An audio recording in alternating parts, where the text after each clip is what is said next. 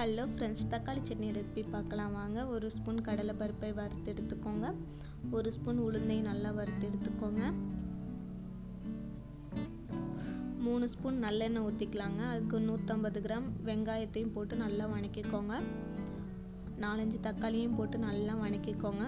வணங்கினதுக்கப்புறமா 4 பல் பூண்டு, காரத்துக்கு ஏற்றபடி வரமிளகாய், கைப்பிடி அளவுக்கு கருவேப்பிலையும் போட்டு நல்லா கிண்டிக்கோங்க. அடுப்பை ஆஃப் பண்ணிவிட்டு வறுத்து வச்சுருக்க கடலைப்பருப்பு உளுந்தும் போட்டுக்கலாங்க.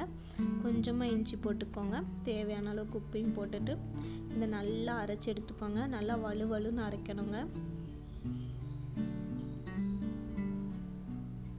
இந்த அளவுக்கு வலுவலுன்னு அரைச்சிக்கோங்க. இது தாளிக்கிறதுக்கு 1 ஸ்பூன் நல்லெண்ணெய், 1/2 ஸ்பூன் உளுந்து, 4-5 வெந்தயம், 1/4 ஸ்பூன் கடுகு, 1/4 ஸ்பூன் பட்டை, சோம்பு போட்டு கலர் சேஞ்ச் ஆனதுக்கப்புறம் கருவேப்பிலையும் போட்டுக்கோங்க. அவ்வளோதாங்க, தக்காளி சட்னி ரெடி.